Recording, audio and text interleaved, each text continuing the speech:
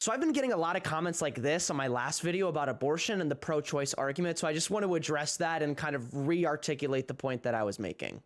So the point that I was making in that last video is that it's really important that you articulate as a pro-choice person why abortion isn't murder, so that then you can kind of deflect a lot of the pro-life arguments, because that is the basis at which a pro-life person is starting from. So with that out of the way, you kind of have to address a lot of the points that I would argue is a little bit more extreme pro-choice, which is this idea that even if it is murder, and I mean murder in the exact same way as me murdering you, then it would still be okay, as it is a woman's right to choose. Now, this is where I would draw the line on my pro-choice beliefs, because this is just a little too far for me, and I'll explain why. Let me reiterate the point, though, and imagine that when you are pregnant, instead of a fetus or whatever you decide, it is your mother in there, or it is your brother or your friend. It is a fully grown person. In that case, people are still arguing that you would be allowed to murder that thing inside you.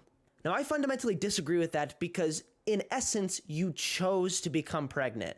Now, obviously, this is not the case for grape or unconsensual pregnancies. That is its own separate thing and is a small majority of abortions. This is for people who willingly engaged in coitus and other activities like that and are now pregnant because of it. By doing that, you are accepting and consenting to the possibility of pregnancy. By choosing to do that, you are choosing then to be pregnant. Now, I only bring this up because it's important when justifying why or when you can unrevoke consent.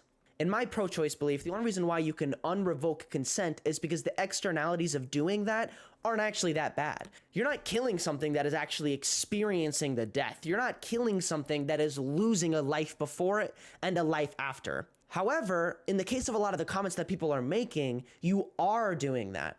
And so unconsenting to that seems way unfair.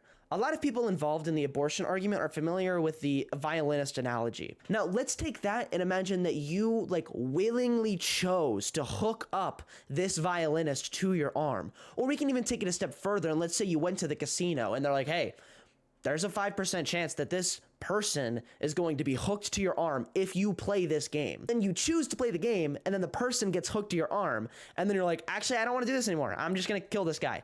That seems unreasonable. And I want to reiterate for the a billionth time, this is not all pro-choice arguments.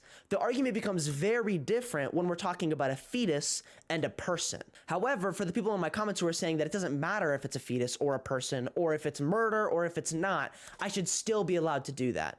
I fundamentally disagree with this argument, because I think that that is murder, and by consenting to that, you're just killing people. And I think that that's terrible.